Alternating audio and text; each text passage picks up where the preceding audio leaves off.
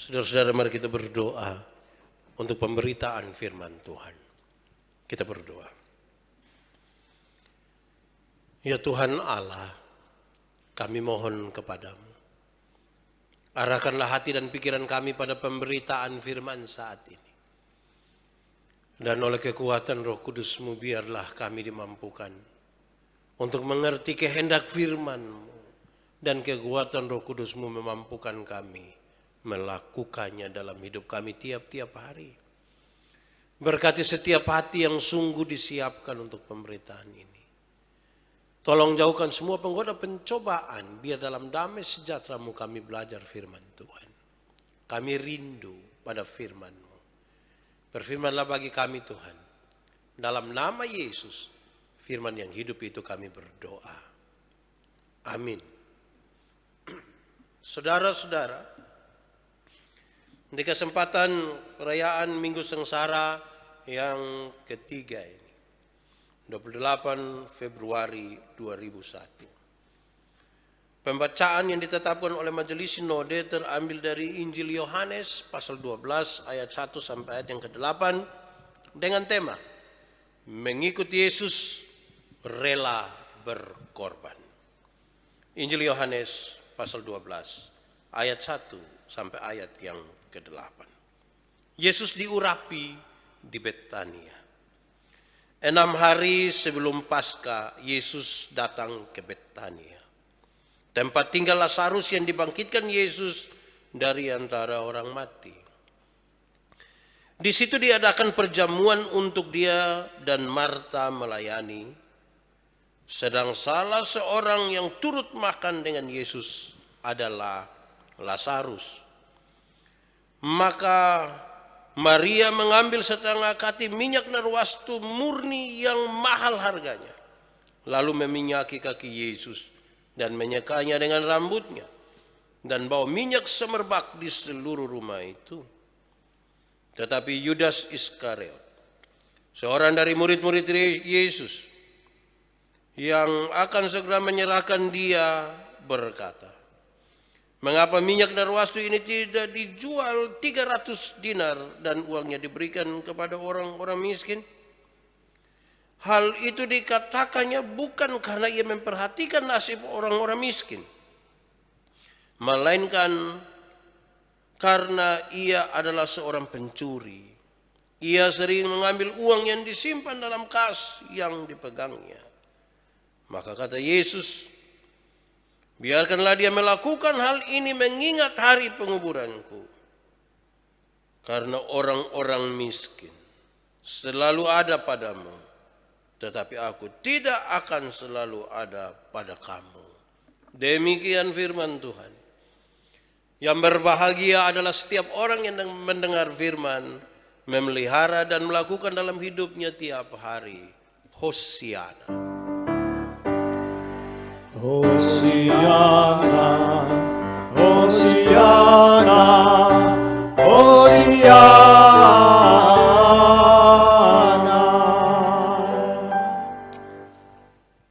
Bapak Ibu Saudara-saudara, Shalom. Sekali lagi, Shalom. Saudara-saudara, saya mau ajak saudara untuk ingat-ingat dulu ke belakang. Ingat-ingatlah.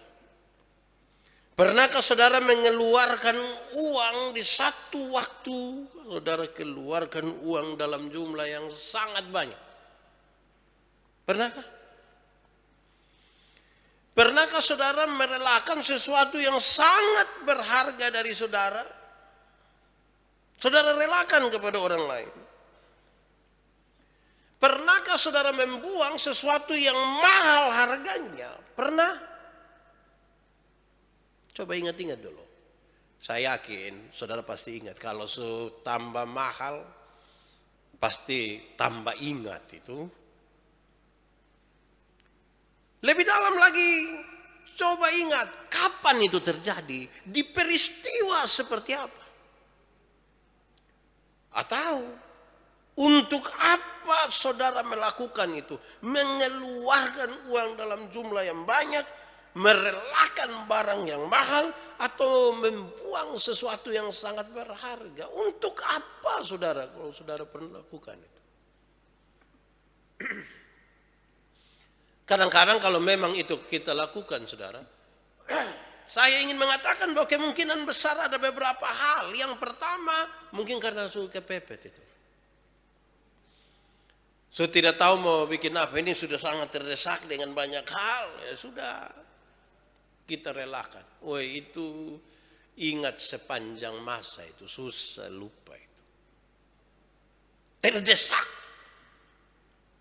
Terdesak entah oleh apa, begitu terus kita harus merelakan sesuatu yang mahal yang kita jaga, yang kita simpan, dan aduh itu buat hati tidak enak.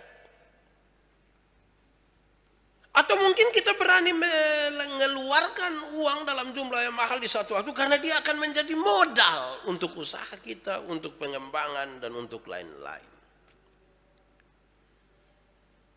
Atau saudara, coba saudara ingat, dalam jemaat mungkin kita pernah berjumpa dengan orang-orang yang sangat suka untuk memberi.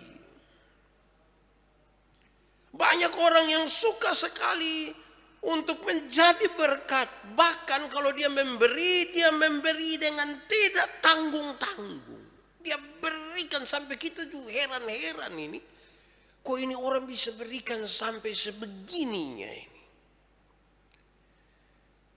Saudara, kita semua mengaku sebagai kita adalah orang-orang yang mengikuti Yesus. Saya mau tanya kita dulu.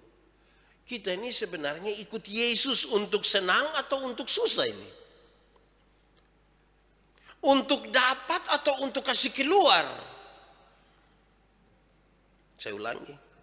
Kita ini ikut Yesus untuk senang atau mau susah? Untuk mendapatkan banyak atau justru untuk kasih keluar banyak? Saya kira masih ada banyak orang yang mau ikut Yesus untuk senang. Siapa mau susah? Tidak ada yang mau susah. Mau ikut itu untuk senang. Saya kira masih ada banyak orang yang mengikuti Yesus untuk mendapatkan, bukan untuk kasih keluar. Untuk menerima dan bukan untuk memberi. Itu dia pun masalah. Lalu kenapa kita sering berjumpa dengan orang-orang yang mengikuti Yesus, yang percaya kepada Yesus, tapi dia memberi, dia berkorban dan seterusnya. Itu hanya bisa terjadi kalau itu dipahami sebagai sebuah ungkapan syukur. Kenapa bersyukur? Karena dia sudah mendapatkannya. Atau kalau dia pikirkan bahwa apa yang dia berikan itu tidak mungkin berbanding sama dengan apa yang telah Tuhan berikan bagi dia. Apalagi kalau kita mau hitung Tuhan Yesus yang berkorban bagi saudara dan saya. Itu kalau kita pahami dengan baik saudara, memang kita kasih keluar. Kan kita tahu apa yang ada pada kita tidak bisa dibandingkan dengan yang kita dapat dan pengorbanan Tuhan bagi kita. Saudara-saudara, dalam semangat tema mengikuti Yesus rela berkorban, pembacaan yang terambil dari Yohanes pasal 12 ayat 1 sampai ayat yang ke-8 ini menolong kita untuk memahami hal-hal yang luar biasa. Yesus datang ke Betania 6 hari sebelum Paskah. Di tempat di mana ada Maria, ada Lazarus, ada juga murid-muridnya. Maria melakukan sesuatu yang luar biasa. Pembacaan tadi menyatakan dengan baik. Maria mengangkat minyak yang mahal sekali harganya. Minyak narwastu, harum, mahal. Yang oleh Yudas kalau dia taksasi itu minyak yang mahal itu kira-kira 300 dinar. Dulu itu orang bekerja, satu hari dibayar 1 dinar. Jadi kalau minyak ini dijual seharga 300 dinar, itu berarti upah kerja selama 1 tahun dia ambil untuk buang. Taruh di kaki Yesus. Padahal mungkin minyak ini dicari oleh banyak orang, disukai oleh banyak orang, dipakai untuk sesuatu yang baik. Tetapi justru itu yang dia pakai untuk basuh kaki Yesus. Saudara bayangkan, pakai minyak mahal. 300 dinar. Berarti kira-kira upah kerja 1 tahun. Saya mau tanya, saudara bisa gaji 1 tahun itu yang saudara tidak usah bikin apa-apa, beli minyak saja kau buang? Bisa. Atau supaya jangan dilihat ini buang, ini sesuatu yang lain yang tidak sama dengan teks ini, saya ingin mengatakan coba ambil itu minyak terus saudara anggaplah ini sebuah persembahan bagi Tuhan. Gaji 1 tahun, berani.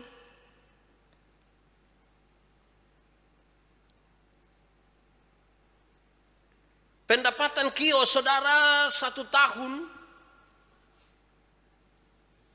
Pendapatan usaha saudara, toko saudara dapat 1 tahun, semuanya untuk pengorbanan. Kasih Yesus mau. Weh, itu kita pikir berat itu. Tidak gampang. Ada hal yang lebih lagi saudara-saudara, bukan saja minyak yang mahal ini, tetapi dia menyeka kaki Yesus yang telah ditaruh minyak narwastu itu. Dia seka pakai rambutnya. Mahkota di kepala itu, rambut itu yang dia pakai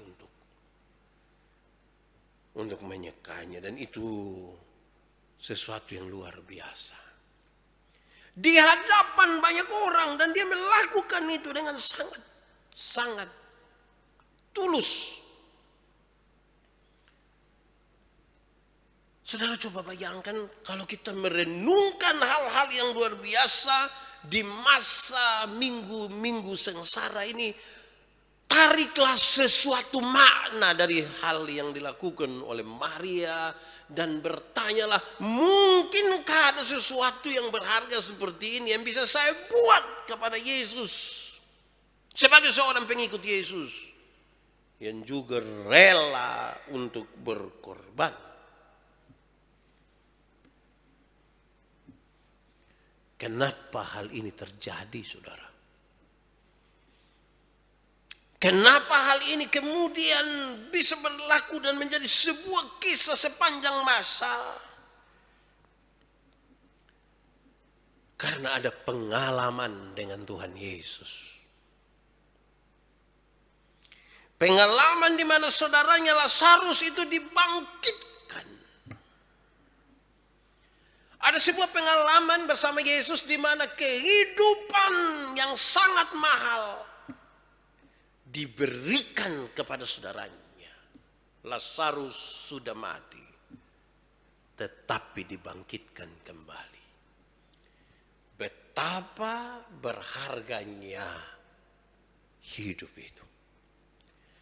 Sehingga minyak yang narwastu yang mahal itu tidak mungkin menggantikannya. Pengalaman dengan Yesus ini, saudara,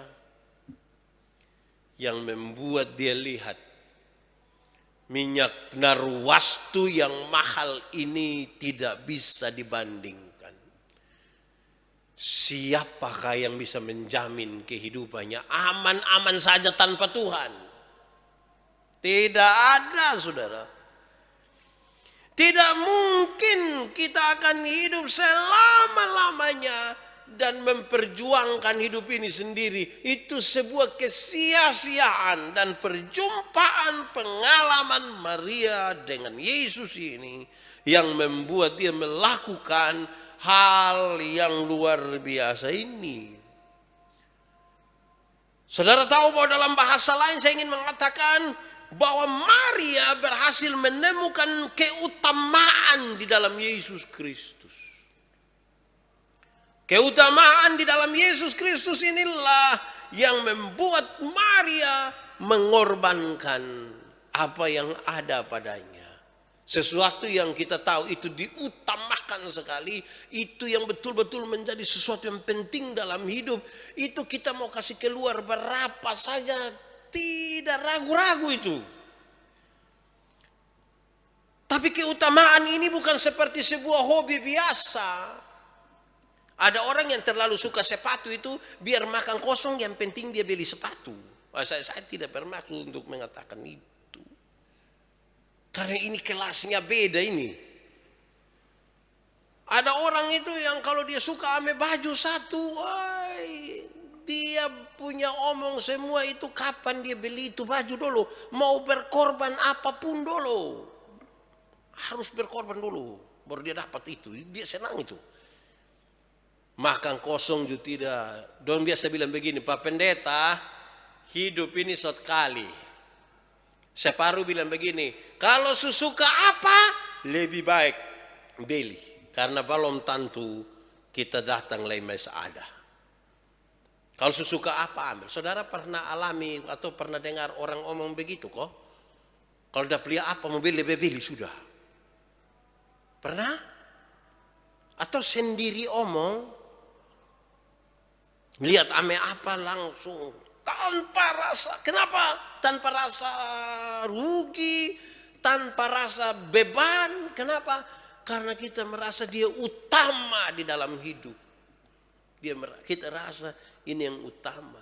Sekarang saudara-saudara, kalau kita berbicara tentang keutamaan Yesus yang tidak bisa dibandingkan dengan apapun yang ada pada Maria, saya ingin bertanya kepada saudara, renungkanlah, saudara menemukan apa dalam keutamaan Yesus di dalam hidupmu? Apa yang saudara temukan? Apakah yang kita temukan hari ini saudara, sehingga saudara mampu dan mau serta rela untuk memberi? Apa sih yang kita temukan saudara? Renungkanlah itu saudara. Pikirkanlah itu dalam-dalam. Apakah yang membuat kita punya alasan di dalam Yesus? Supaya apa yang nanti kemudian kita berikan itu, kita berikan dengan tulus, dengan rela, tidak terbeban. Atau dalam kata lain, tidak ingat-ingat lagi. Tapi kadang-kadang kita kalau suka kasih, kita pun ingat sepanjang masa ini. Dia kasih kami persembahan 1 juta ini yang dari keturunan ketiga, keempat, dan ketujuh dia kasih. Ingat itu hari saya pernah kasih 1 juta. Nah itu bahaya itu. Coba renungkan. Apa yang kita temukan dalam keutamaan Yesus dalam hidup kita. Sehingga ini menjadi alasan. Saya tidak mungkin bilang apa yang ada pada saya lebih berharga dalam keutamaan itu. Saudara tahu. Keutamaan itu biasanya diletakkan di atas satu dasar yang namanya cinta itu. Cinta itu yang bisa buat orang berkorban. Amin kok. Cinta itu yang bisa buat ini anak-anak muda dong bisa marah dong orang tua. Cinta ini yang bisa buat dong bangun lari dari rumah. Cinta ini bisa buat orang tidak tidur malam. Tahu dong bikin apa sah. Jadi ada yang bisa dikorbankan. Saudara, pembacaan tadi juga memunculkan seorang tokoh yang saya kira kita kenal tapi banyak yang kita tidak mau pakai dia pun nama. Saya yakin anak-anak sekarang ini tidak ada dia pun bapak mama kasih nama ini orang pun nama ini. Yudas. Saya mau tanya di sini, di dalam saudara, dalam keluarga saudara ada yang nama Yudas? Coba ingat-ingat ada. Ada berapa orang? Hampir-hampir tidak ada. Kenapa? Setiap kali ini nama disebut ini, woi, seperti kita sebut nama sesuatu yang orang tidak suka. Yudas pembacaan tadi menunjukkan sesuatu yang menarik. Kenapa saudara-saudara? Yudas berpikir tentang keuntungan. Melihat Maria menumpahkan minyak yang mahal itu, Yudas berpikir tentang keuntungan. Untuk apa? Buang minyak yang mahal-mahal ini. Lebih baik jual 300 dinar untuk kita bagi kepada orang miskin. Masuk akal toh saudara? Masuk akal. Tapi Yudas tahu saudara, kalau terjual maka yang kelola itu dia. Kalau terjual itu minyak dan nanti mau bagi kasih orang-orang miskin, dia seksi yang seksi cari-cari dana itu, yang bagi-bagi, dia yang kelola. Alkitab mengatakan tadi, dia bukan karena pikir orang-orang miskin, tetapi karena dia sudah biasa mencuri. Saudara tahu, Yudas sang pencuri itu tidak merampok rumah, tidak merampok toko-toko, tidak merampok perusahaan. Dia merampok kepercayaan dari orang-orang. Merampok kepercayaan yang Yesus berikan kepadanya. Bayangkan satu komunitas tahu bahwa ini orang tukang pencuri. Nanti dia omong baik juga orang akan pikir tidak baik. Karena dia sudah biasa melakukan itu. Saudara, coba kita lihat dulu. Renungkan dulu. Berapa banyak di antara kita yang bertameng orang-orang miskin dan pelayanan. Berapa banyak yang cari-cari dana untuk kepentingannya pelayanan atau orang-orang miskin, padahal sesungguhnya dia merampok di situ.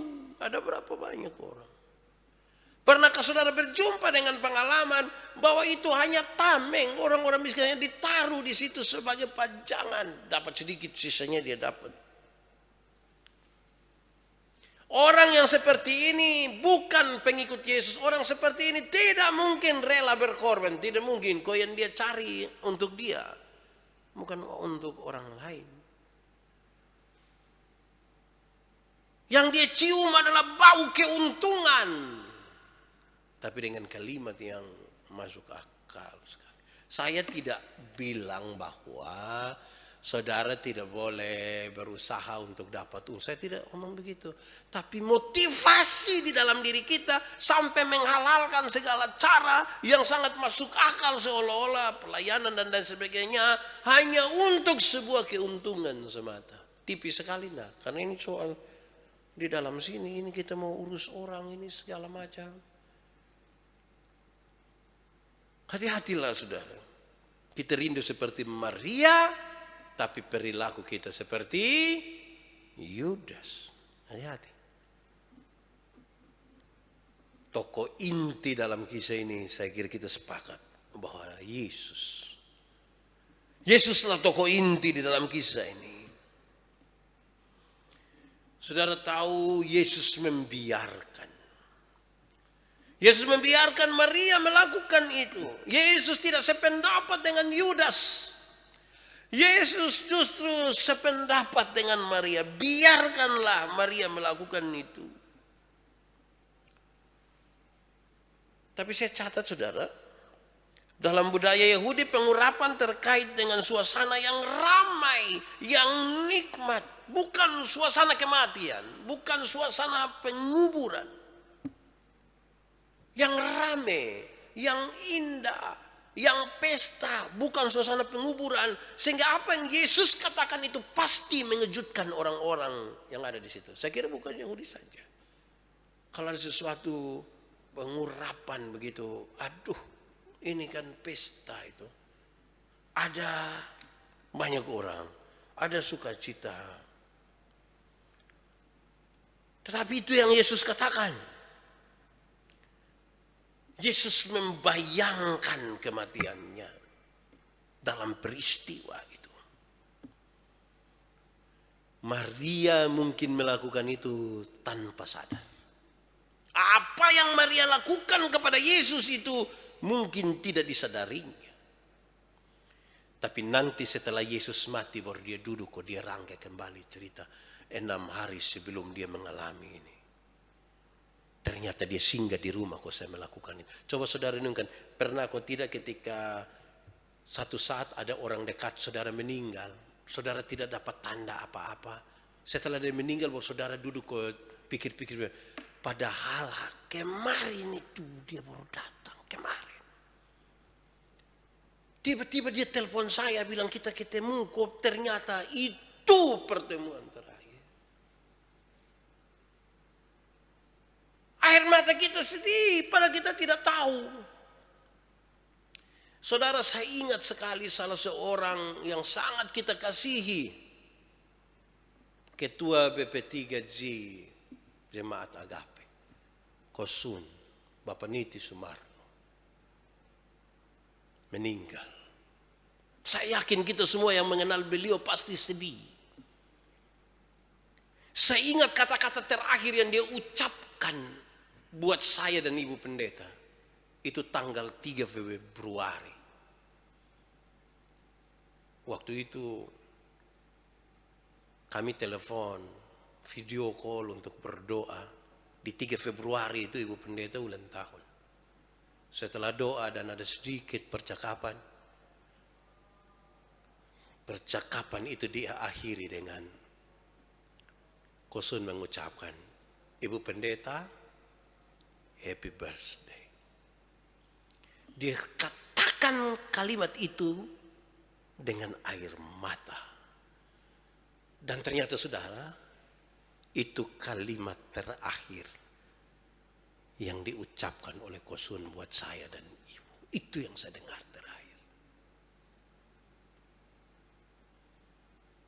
Apa yang sementara kita alami dengan orang-orang mungkin seperti yang dialami oleh Maria dengan Yesus. Yang dia lakukan dalam ketulusan, dalam sesuatu yang mahal itu mungkin dia tidak sadar.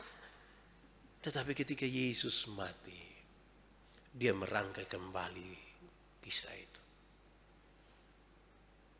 Saudara ingat, tidak ada sesuatu pun yang kebetulan dalam hidup. Selagi masih ada waktu ini,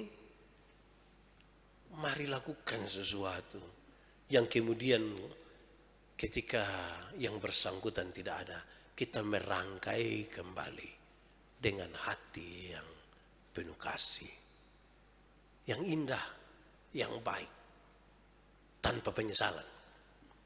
Saudara-saudara, saya rindu untuk kita merenungkan 1-2 hal ini di akhir dari khotbah ini. Hanya 3. Pertama, saudara, apa yang dilakukan oleh Maria yang mengorbankan minyak narwastu yang mahal itu bukan sekedar sebuah pengorbanan material biasa, bukan. Kalau hanya sebuah pengorbanan material biasa, ada banyak orang yang mungkin memberi lebih dari 300 dinar. Ada orang yang mungkin memberi lebih banyak dari kita semua. Kalau ukurannya hanya sebuah ukuran material.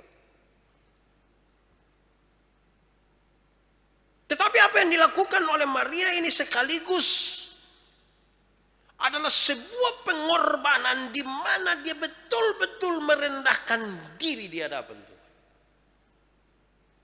Material kalau diberikan tanpa kerendahan hati, itu sebuah kekosongan. Ini material ini harus diberikan dalam sebuah kerendahan hati. Perendahan diri di hadapan Tuhan. Kita tidak layak sama sekali.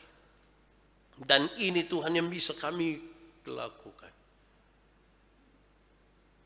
Ini Tuhan yang bisa kami kerjakan. Supaya kita tidak menjadikan materi sebagai ukuran. Kalau tidak, cara berpikir kita justru seperti Yudas.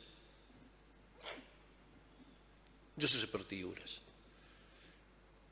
Bukan seperti Maria. Renungkanlah dan lakukanlah. Kedua, saudara, apa yang dilakukan oleh Maria itu dilakukan dalam sebuah kerangka penyembahannya kepada Tuhan. Kerangka penyembahan kepada Tuhan ini tidak bisa dibandingkan dengan sebuah pelayanan sosial yang dipikirkan oleh Yudas.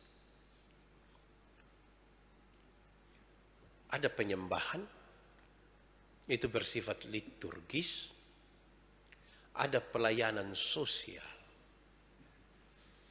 Ini dua hal yang mestinya jalan bersama-sama dan saling mengisi satu yang lain. Ada orang hanya ikut menyembah sah, pelayanan sosial tidak. Ibadah ikut, yang lain dia tidak ikut. Dia hanya di bagian ibadah sah, yang liturgis saja. Ada yang sebaliknya. Dia hanya akan melakukan pelayanan sosial. Ibadah tidak. Dua-dua ini harus dijalankan sama-sama. Saling mengisi, saling melengkapi. Supaya kemudian sekali lagi bukan ukurannya pada material. Yang ketiga yang terakhir. Tuhan yang berkorban untuk kita itu tujuannya untuk apa? Kalau kita kaitkan dengan kisah tadi ketika Yesus membiarkan supaya Maria melakukan itu, padahal ini di sebuah acara pesta di mana mereka melakukan itu buat Yesus, itu sesungguhnya Yesus lakukan untuk umat tebusannya menikmati sukacita. Yesus berkorban asal kita bersuka cita. Yesus berkorban kita yang berpesta. Yesus berkorban mati dan kita merayakannya. Biarkanlah dia melakukan itu sebab orang-orang miskin ada padamu tetapi aku tidak selalu bersama dengan kamu. Biarkanlah dia melakukan itu mengingat hari penguburanku. Saya mati tapi kamu beroleh kelepasan. Kamu beroleh sukacita. Kamu beroleh kenikmatan dalam hidupmu. Mari tunduk kepala di hadapan Tuhan. Setiap hati yang tersentuh, yang merendahkan diri dan memahami betapa besar pengorbanan Kristus baginya. Biarlah dia menjadi pengikut Kristus yang sekaligus rela berkorban. Kan dia tahu Yesus telah melakukan itu lebih dahulu. Bahkan lebih besar. Mari kita berdoa. Tuhan Allah, Bapa pengasih dan penyayang. Terima kasih untuk firman Tuhan. Yang mengajarkan kami supaya kami yang mengaku pengikut Yesus. Rela berkorban seperti Yesus. Yang didasarkan di atas cinta kasih dan tidak didasarkan pada ukuran-ukuran material. Didasarkan pada pengalaman-pengalaman bersama dengan Tuhan. Terima kasih untuk firman-Mu. Biarlah dia bertumbuh dan berbuah dalam hidup kami tiap-tiap hari. Terima kasih Bapa. Terpujilah nama-Mu ya Tuhan. Di dalam nama Yesus kami berdoa. Amin.